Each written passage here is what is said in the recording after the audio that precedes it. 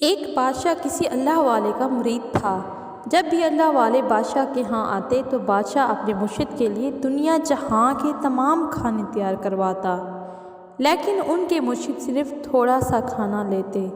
ہر دفعہ کی طرح بادشاہ اپنے مرشد کے لیے تمام کھانے تیار کرواتا، لیکن ہر دفعہ کی طرح وہ تھوڑا سا کھانا کھاتے، باقی چھوڑ دیتے یا ہاتھ پیچھے کر لیتے۔ آخر کار بادشاہ نے ایک دفعہ پوچھ ہی لیا کہ آپ حضرت مجھ سے ناراض ہیں کہ آپ تھوڑا سا کھانا کھانے کے بعد باقی چھوڑ دیتے ہیں؟ حضرت نے بادشاہ کو جواب دیا کہ میں تم کو ایک شرط پر بتاؤں گا، پہلے تم مجھے اپنے تخت پر بٹھاؤ، صرف 3 دن کے لیے اعلان فرماؤ، پھر میں جواب دوں گا۔ اس ویڈیو کو مزید دیکھنے سے پہلے آپ میرے چینل کو سبسکرائب کر دیں اور بیل آئیکن کا بٹن بھی کلک کر دیں تاکہ آپ کو میری تمام ویڈیوز ملتی رہیں۔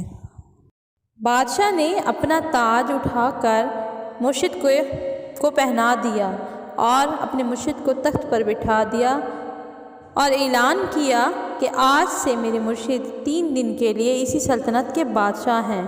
مرشد نے تخت پر بیٹھتے ہی سب سے پہلے اعلان کیا کہ بادشاہ کو گرفتار کر کے بند کر دو، اسے تیسرے دن پھانسی دی جائے گی۔ بادشاہ زندان خانے میں بیٹھا رو رہا تھا کہ اے اللہ، میرے ساتھ یہ کیا ہو گیا؟ میرے مرشد نے میرے ساتھ یہ کیا کیا؟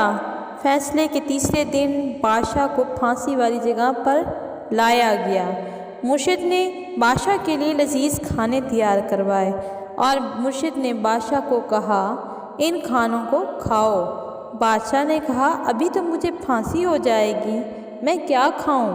اس پر مرشد ہنس پڑے اور بادشاہ کو گلے لگا کر اس کے سر پر دوبارہ تاج رکھا اور پھر تخت پر بٹھا دیا اور کہا موت کو دیکھ کر تمہارا دل بھر گیا، اس لیے کھانوں سے تجھے نفرت ہو گئی۔ ہمیں بھی کوئی چیز نظر نہیں آتی، اس لیے ہم تمہارا دل رکھنے کے لیے کم کھاتے تھے۔ کیا ہم بھی آپ کی طرح دنیا میں اپنے نفس کو خوش کرنے کے لیے دنیا کے لذیذ کھانے کھائیں؟